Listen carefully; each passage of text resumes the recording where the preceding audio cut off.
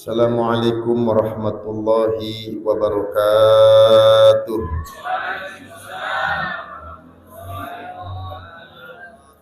Bismillahirrahmanirrahim. Alhamdulillahilladzi anzalal qur'ana hudan linnasi wa bayyinatin minal huda wal furqan. Asyhadu an la ilaha illallah wahdahu la syarikalah wa asyhadu anna sayyidana wa nabiyyana Muhammadan abduhu wa rasuluhu arsalahu rahmatan lil alamin. Allahumma fashalli wa sallim wa barik ala sayyidina wa maulana Muhammadin wa ala alihi wa ashabihi al-mujahidin at-tahirin. Amma ba'du, faqad qala Allah ta'ala fil Qur'anil Karim ya huwa asdaqul qailin a'udzu billahi minasy syaithanir rajim. Innal ladzina yatluna kitaballahi wa aqamus sholata wa anfaqu mimma razaqnahum sirran wa alaniyatan yarjuna tijaratan lan tabur. Subhanallahu maulanal azim.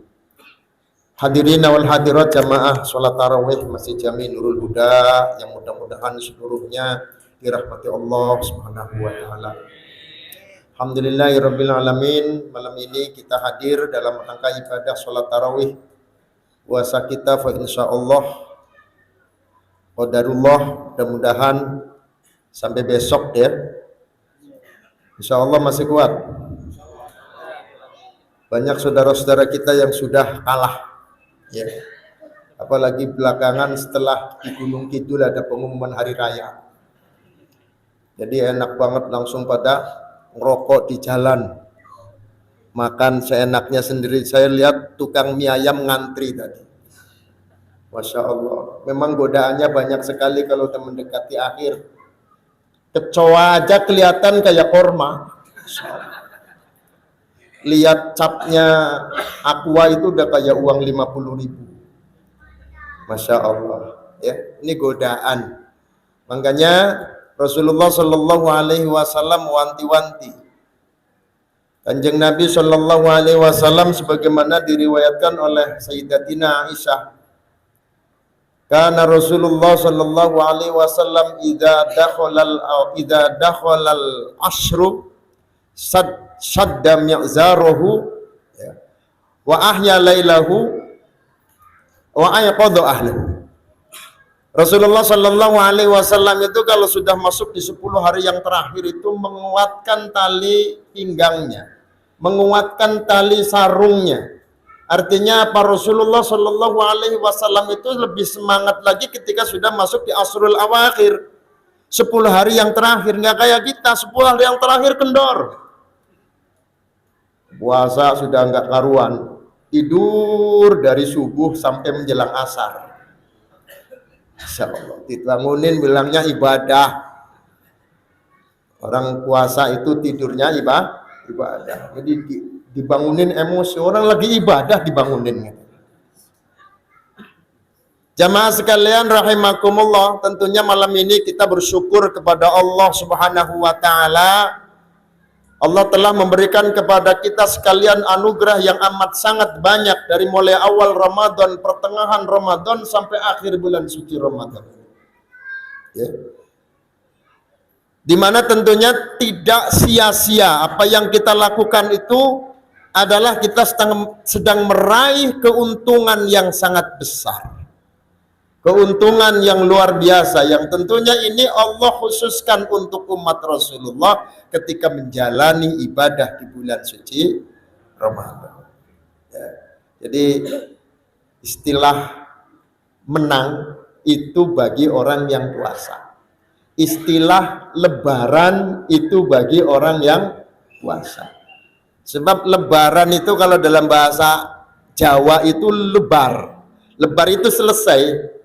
Selesai apa? Selesai menjalankan ibadah puasa. Berarti kalau nggak puasa lebaran nggak? Nggak lebaran tapi pakai baju baru dia. Ya Allah, bajunya paling baru, paling depan ya.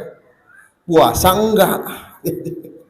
Nah, inilah makanya Keuntungan kita malam hari ini kita masih istiqomah, masih bisa menjalankan ibadah puasa, malamnya tarawih. Mudah-mudahan seluruh aktivitas ibadah kita dari awal sampai akhir Ramadan ini mudah-mudahan diterima oleh Allah Subhanahu wa taala. Amin ya rabbal alamin. Bapak Ibu hadirin jamaah sekalian yang dimuliakan Allah, malam ini tema kita adalah tentang keutamaan berzakat fitrah. Rasulullah Shallallahu Alaihi Wasallam menyampaikan di dalam hadisnya, kata Nabi, syahrul Ramadan mu'allaqun bainas sama'i wal ard, la yurfa'u ilallah illa bizakatil fitr. Bahwa bulan Ramadan yang kita laksanakan semua aktivitas ibadah di dalamnya, yang wajib, yang sunnah, puasanya, tarawihnya, tadarusnya, sodakohnya, sholat berjamaahnya, dan semua aktivitas-aktivitas yang kita lakukan selama bulan suci Ramadan, termasuk iktikaf, ya, mu'allaqun bainas sama'i wal ardh, gantung di awang-awang. Gantung di awang-awang itu artinya tidak menembus keharibaan Allah. La yurfa'u illallah illa bizakatil fitri, kecuali kalau kita mengeluarkan zakat fitrah. Ya, ini hadisnya dhaif, ya. Hadisnya dhaif, tetapi hadis dhaif itu menurut Imam Ibnu Hajar, lalu tujuannya untuk memberi motivasi fadailul a'mal, boleh saja disampaikan. Ya. Boleh saja disampaikan. Kenapa hadirin jamaah sekalian rahimakumullah? Jika kita telah menyempurnakan ibadah puasanya selama 1 bulan, aktivitas ibadah kita sholatnya, kenapa mesti kita sempurnakan dengan zakat? Saudara-saudara hadirin jamaah sekalian rahimakumullah, sholat dan zakat itu ungkapan Allah, perintah Allah yang selalu bersandingan. Kalau ada aqimus sholah, mesti sambungannya wa'atuz zakat. Itu sampai 81 kali Allah sebutkan di dalam Al-Quran. Allah perintah sholat, maka Allah perintah berzakat. Ini menunjukkan betapa pentingnya kita berzakat, penting sekali, makanya masuk di dalam rukun Islam. Nah, masuk di dalam rukun Islam. Berarti kalau kita tidak melaksanakan zakat, ya berarti kita meninggalkan satu di antara rukun Islam yang 5. Makanya sama dengan seperti kita tidak seperti kita tidak melakukan sholat, tidak berzakat, ya sama seperti kita tidak melakukan sholat. Makanya alhamdulillah sudah terpenuhi, ya. Saya lihat ada beberapa karung ini banyak sekali. Ini zakatnya warga masyarakat, ya, sekitar Masjid Jami Nurul Huda, ya. Ini bagian dari hal yang terpenting yang mesti kita tunaikan. Hadirin jamaah sekalian, beberapa hari yang lalu saya komunikasi dengan Ustadz Syarif. Ini terkait dengan pelaksanaan zakat fitrah yang berlangsung selama bertahun-tahun, berpuluh-puluh tahun. Ya. Ada satu hal yang sangat penting dan ini dilakukan oleh hampir mayoritas umat Islam dengan salah kaprah. Sehingga perlu saya sampaikan di forum ini, mudah-mudahan ini menjadi maklum. Ya. Saya sampaikan kepada Ustadz Syarif bahwa di dalam Al-Quran Allah Subhanahu wa ta'ala menyebutkan ada 8 golongan yang berhak untuk menerima zakat. Salah satunya adalah wal amilina 'alaiha. Orang-orang yang berstatus atau yang berperan sebagai amil zakat. Amil zakat itu termasuk mustahiquz zakah, termasuk golongan 8 golongan yang berhak untuk menerima zakat. Maka selama ini yang ada bukan amil zakat tapi panitia zakat. Adanya panitia kan, ya? Panitia zakat, di mana-mana membentuk panitia zakat, membentuk sendiri. Sehingga panitia-panitia zakat di masjid-masjid, di musola-musola itu bukan amil zakat. Sebab kalau di dalam kitab yang kita pelajari, kitab Fathul Qorib itu kaitannya dengan definisi amil zakat itu adalah man istakmalahul imam li ahdis shadaqat wa daf'iha ila mustahiqiha. Orang yang ditugaskan oleh al-imam. Al-imam itu siapa? Pemerintah. Ada mandatnya, ada SK-nya. Dimandatkan oleh pemerintah untuk mengambil zakat dan menyerahkan kepada mustahik. Di dalam kitab I'anatul Thalibin ya, yang kita kaji setiap malam Selasa, itu ada wal ba'tsu wajibun. Mandat dari imam kepada amil-amil zakat itu wajib. Jadi kalau berdiri sendiri tanpa ada mandat dari pemerintah, maka itu tidak bisa disebut amil zakat. Alhamdulillah kemarin kita sudah usahakan bagaimana supaya Masjid Nurul Huda punya SK amil zakat, dan sekarang sudah terbit SK-nya dari Lazisnu Jakarta Utara. Jadi Bapak Ibu nggak usah khawatir, berzakat di Masjid Jami Nurul Huda itu pelaksananya adalah amil zakat yang resmi. Kenapa kita harus pakai amil zakat yang resmi, amil syar'i? Karena begini Pak, kalau ada orang berzakat disampaikan kepada panitia zakat itu bukan ambil zakat, dia peranannya hanya sebagai wakilnya orang yang berzakat. Bapak Ibu datang ke masjid itu mewakilkan, tolong sampaikan zakat saya kepada fakir miskin. Kan itu. Berarti panitia itu tidak berhak menerima. Tidak berhak menerima karena bukan amil. Kalaupun menerima sifatnya sementara. Sementara transit kemudian diserahkan kepada fakir miskin. Yang jadi masalah Bapak Ibu sekalian, yang berzakat di Masjid Nurul Huda ini muzakinya merangkap mustahik. Betul nggak? Dia berzakat, dia juga nerima zakat.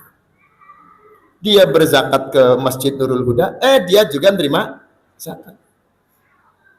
Berasnya dicampur tuh jadi satu. Iya. Berasnya dicampur. Bisa jadi apa? Beras yang dikirimkan ke Nurul Huda balik lagi kepada yang berzakat. Terus zakat nggak dia? Karena statusnya panitianya bukan amil zakat. Kalau panitianya amil zakat resmi, amil syar'i, dia menerima zakat itu sudah luzum, namanya sudah ada serah terima antara orang yang berzakat dan dia peranannya sebagai amil, berarti termasuk 8 golongan yang berhak untuk menerima zakat. Jadi sudah diserahkan, sah, selesai. Jadi masalah pertama tadi apa? Zakatnya balik lagi kepada orang yang berzakat. Karena belum ada serah terima. Kalau sudah menjadi amil zakat, otomatis sudah ada serah terimanya dengan amil zakat. Kalaupun diserahkan kembali kepada orang yang berzakat, sudah no problem, nggak ada masalah. Ya. Yang kedua, muzaki orang yang menitip zakat kepada panitia diserahkan kepada fakir miskin. Ya. Ternyata begitu disampaikan, diserahkan ke rumahnya, pintunya nutup. Ya, orangnya pulang kampung Pak. Mau nggak dikasih, ini masih ponakan gitu kan. Kan serba salah Pak. Nanti pulang dari kampung nanyain gimana. Nggak ada serah terima, maka berarti zakat itu tertunda. Maka batas waktu zakat itu sampai, kalau dalam hadis Nabi kan sampai khotib naik ke mimbar. Walaupun setelah hari raya, ya, maksudnya di hari raya sampai terbenamnya matahari masih sah, cuma makruh. Ya, ada orang zakat misalnya semalam ketiduran sampai subuh, sampai bangunnya kesiangan belum zakat, kemudian zakat jam 9 pagi atau jam 12 siang misalnya, masih sah enggak? Sah, zakatnya masih sah, cuma makruh. Kecuali kalau sudah terbenam matahari, berarti kan sudah masuk hari kedua, tanggal 2, karena batasan tanggal kalender Hijriah itu kan batasnya maghrib. Jadi kalau maghrib, ya, hari Rebo misalnya hari raya, dia zakatnya malam Kemis, itu baru sah enggak? Sah, cuma kodok. Ya, kalau dia karena lalai bukan karena uzur, dosa, ya, dosa. Cuma zakatnya sah nggak? Zakatnya sah, tapi dalam bentuk qadha. Jadi ini tentang zakat ini penting, ya, karena termasuk rukun Islam yang keempat. Ini yang harus kita tunaikan. Nah, apa artinya sholat, puasa yang kita lakukan kalau kita tidak sempurnakan dengan ibadah yang disebut dengan zakat? Jamaah sekalian rahimakumullah, hikmah yang kedua, yang ketiga adalah bahwa zakat fitrah itu adalah merupakan pembersih. Jadi saya tunjukkan ini sudah ada sertifikat JPZIS, Jaringan Pengelola Zakat Infak Sodaqoh NU Care. Jadi ini dari NU, ya. Kok dari NU bukan dari pemerintah? NU-nya dari pemerintah, gitu. Ya, NU-nya dari pemerintah, kemudian NU mengangkat, ya, mengangkat tangan-tangannya dalam bentuk UPZ atau UPZIS atau JPZIS. Dan ini SK-nya dalam bentuk JPZIS, Jaringan Pengelola Zakat Infak Sodaqoh NU Care Masjid Nurul Huda. Jadi ini berlaku kalau Bapak misalnya nanti ke depan, karena banyak orang yang salah persepsi ketika menghitung zakat mal. Rata-rata orang zakat mal ya pokoknya ketemu zakat fitrah plus zakat mal, itu pun kadang-kadang nggak dihitung lagi. Jadi ini tugasnya Badan Amil Zakat di Masjid Nurul Huda ini. Zakat itu kudu dihitung, Pak. Jangan asal ngeluarin pantes. Bukan masalah pantesnya, hitungannya kudu sesuai 2,5%. Kan gitu. Dan ketika menghitung haul itu nggak harus jatuhnya di bulan puasa. Kalau kita mengawali bisnisnya bulan Dzulhijjah, ketemu haul bulan Dzulhijjah. Ketika kita mulai bisnisnya bulan Dzulqa'dah, ketemu haulnya nanti bulan Dzulqa'dah. Berarti apa? Berlangsung sepanjang tahun. Maka bisa nanti ketika kita ingin membersihkan harta kita dengan zakat itu, hubungi amil zakat yang ada di Masjid Jami Nurul Huda, gitu ya. Jadi ini tidak hanya untuk hari raya saja, tapi ini bisa berlangsung sampai dengan kapanpun Bapak punya kepentingan untuk berzakat, hubungi, gitu ya. Nah, hikmah yang kedua, zakat fitrah khususnya ini adalah tazkiyatun lil badan, membersihkan badan kita, bahwa Allah Subhanahu wa taala mengamanahkan semua nikmat-nikmatnya Allah berikan kepada kita secara cuma-cuma. Penglihatan mata kita yang normal, kuping kita yang bisa mendengar suara-suara indah, mulut kita, lisan kita yang setiap hari merasakan aroma enaknya makanan, nikmat yang luar biasa. Kelak akan Allah tanyakan itu. Summa latus'alunna yauma idzin aninnar. Kelak kalian akan ditanya oleh Allah nikmat-nikmat yang Allah berikan. Untuk apa? Matanya untuk apa? Telinganya untuk apa? Hidungnya untuk apa? Lisannya untuk apa? Tangan kakinya untuk apa? Kelak akan dimintakan pertanggungjawabannya di hadapan Allah. Kalau Allah sudah kasih nikmat minimal dalam 1 tahun ini, ya Allah luar biasa banyaknya, nggak terhitung. Pantes nggak kalau kita hanya disuruh untuk mengeluarkan 3,5 liter beras? Pantes nggak? Sebenarnya nggak pantas, tapi ini Allah yang ngatur, ya. Cuma 3,5 liter beras doang. Fungsinya ibarat mesin itu adalah sebagai tune up. Bagaimana supaya apa yang Allah amanahkan, penglihatan kita, pendengaran kita, telinga kita, mulut kita, semua yang Allah berikan kepada kita ini menjadi normal lagi, sehat lagi secara batin. Maka bersihkan dengan zakat. Harta kita yang telah Allah amanahkan kepada kita, kita nggak punya apa-apa. Semua yang Allah berikan itu adalah amanah dari Allah. Allah hanya nitip kepada kita. Bersihkan itu. Ketika kita menikmatinya luar biasa, maka bersihkan harta kita itu dengan zakat mal. Dibersihkan supaya zakat, supaya hartanya bersih.